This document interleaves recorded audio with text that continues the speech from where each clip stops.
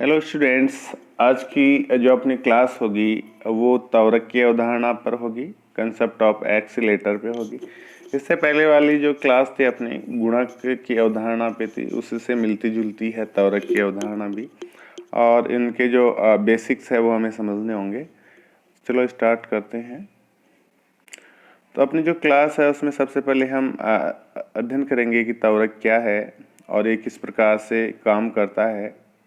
त्वरक को जानने के बाद में हम सुपर गुणक की अवधारणा जो इससे जुड़ी है उसके बारे में अध्ययन करेंगे। तो इससे पहले विद्यार्थी हम इसके बारे में जानना शुरू करें तो हमें ये जानना जरूरी है कि इसका प्रतिपादन त्वरक की अवधारणा का किसने किया। G.M. क्लार्क है, अमेरिकी अर्थशास्त्री, उन्होंने इसका प्रतिपादन किया। हालांकि एल्बर्ट अफलातियन नाम से एक फ्रांसीसी अर्थशास्त्री थे, तो उन्होंने प्रारंभ में इसका उपयोग किया था।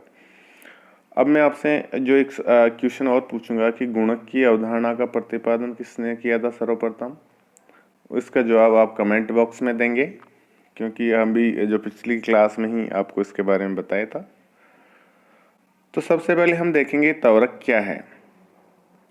त्वरक जो गुणांक है, त्वरक सिद्धांत है, उसमें उत्पत्ति या उत्पादन या आउटपुट के परिवर्तन से निवेश की मात्रा पर पड़ने वाले प्रभाव का अध्ययन किया जाता है।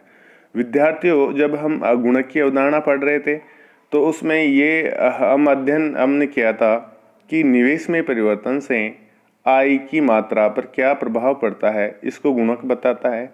लेकिन इसके तुरंत उल्टा त्वरक सिद्धांत में है, क्योंकि इसमें उत्पत्ति के परिवर्तन से निवेश या विनियोग या इन्वेस्टमेंट की मात्रा पर क्या प्रभाव पड़ता है उसका अध्ययन किया जाता है। एडवर्ड शैपिरो अर्थशास्त्री थे, उन्होंने इसकी परिभाषा दी है कि उत्पत्ति के स्तर और निवेश की मात्रा में परिवर्तनों के बीच जो मूलभूत संबंध होता है वह त्वरक सिद्धांत कहलाता है।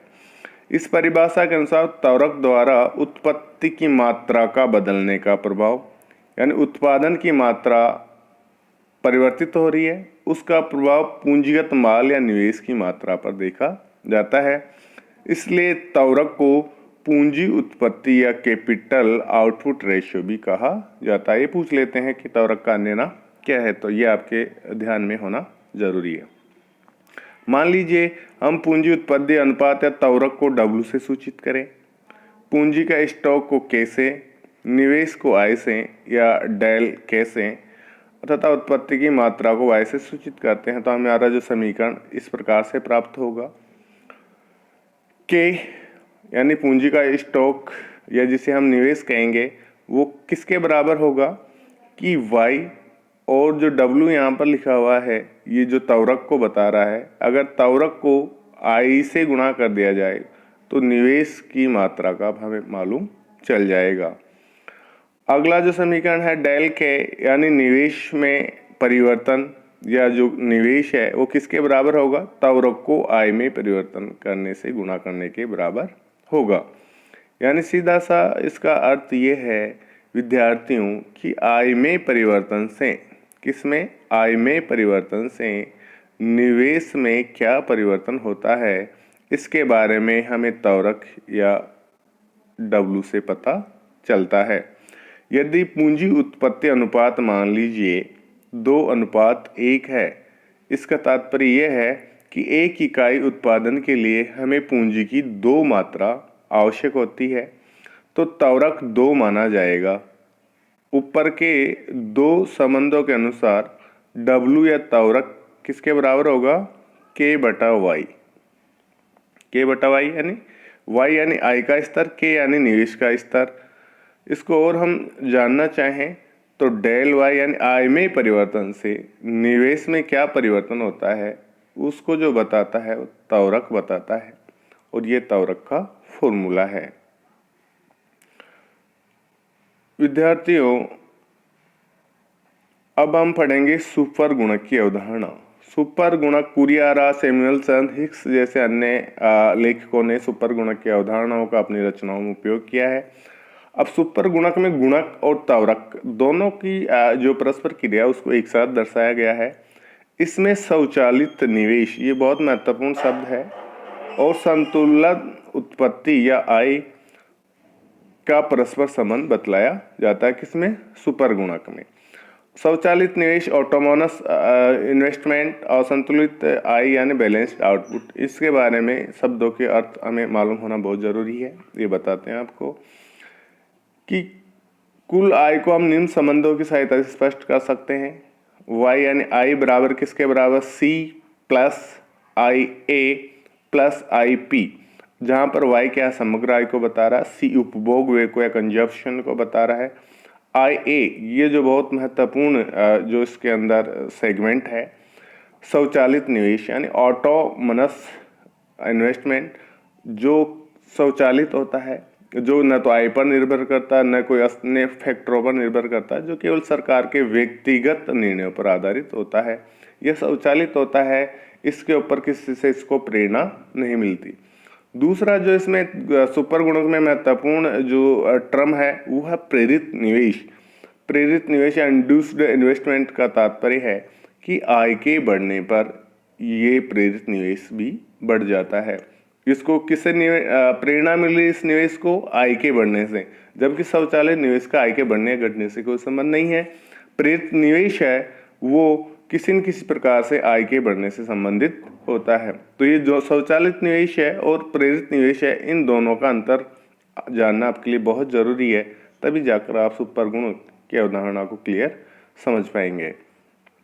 अब देखते हैं, मान लीजिए उपभोग फलन इस प्रकार है, C यानी उपभोग बराबर बी वाई। यहाँ पर बी किसको बता रहा है, हमने उपभोग सुपर उसमें गुणक की अवधारणा में देखा था, बी किसको बता रहा है यहाँ पर, एमपीसी। एमपीसी का मतलब सीमांत उपभोग प्रवृत्ति। इसी प्रकार निवेश की सीमांत प्रवृत्ति होती है एमपीआई, जो किस प्रकार से होती है कि आय में परिवर्तन होने से निवेश में कितना परिवर्तन होता है, इसको निवेश की सीमांत प्रवृत्ति बताती है। फिर मैं दोबारा बता रहा हूं कि y की एक इकाई में परिवर्तन होने से निवेश में होने वाला परिवर्तन की दर निवेश की सीमांत प्रवृत्ति कहलाती है। और ये किससे निर्भर है, अब आपको पता चल गया होगा कि ये जो निवेश है किस पर निर्भर कर रहा है, आय पर निर्भर कर रहा है, इसलिए यह प्रेरित निवेश कहलाता है। और प्रेरित निवेश में बढ़ोतरी का आय में बढ़ोतरी से अनुपात बतलाती है कौन सी, एमपीआई। ये आपको ये जानना जरूरी है कि इसका स्वायत्त निवेश से संबंध नहीं है और इसे ऐसे सूचित किया जाता है। अब जो समीकरण इस प्रकार अपना बनेगा, y यानी समग्र आय किसके बराबर, by के बराबर। by यानी जो b यानी सीमांत उपभोग प्रवृत्ति, आय आपकी आय हो गई, आई ए स्वचालित निवेश, और ये ay यानी प्रेरित निवेश। अब इसको इस प्रकार से हम वापस इसको सही बैठा सकते हैं संतुलित समीकरण को, और अपन इस y माइनस बी वाई ए की बात इसको अपन एडजस्ट किया है। अब यहाँ y कॉमन ले लिया तो 1 माइनस बी माइनस ए बराबर आई ए। इतना ज्ञात करने के बाद में हम देखेंगे, अतः y बराबर, ये वही समीकरण है, इसको एडजस्ट किया अपने, इसको सही तरीके से सिस्टमेटिक जमाया है। अब मान लीजिए स्वचालित निवेश आ गई, स्वचालित निवेश की बात आ गई, यह प्रेरित निवेश से अलग है। बढ़ोतरी डेल आई ए से सूचित की जाती है, तो डेल वाई बराबर del I A 1/1 minus B minus A होगी, अर्थात प्रेरित निवेश में इतनी बढ़ोतरी होने से आय में इसके बराबर बढ़ोतरी होगी। अतः सुपर गुणक की परिभाषा होगी, क्या होगी, k यानी सुपर गुणक बराबर 1/1 माइनस b माइनस a। यहाँ पर k यानी सुपर गुणक है, b यानी उपभोग की सीमांत प्रवृत्ति है, और a यानी निवेश की सीमांत प्रवृत्ति है, जो MPI कहलाएगी। a बराबर क्या है, a बराबर MPI है और b बराबर MPC है। तो विद्यार्थियों, इस प्रकार आपका जो सुपर गुणक है इसकी अवधारणा समझ में आ गई होगी।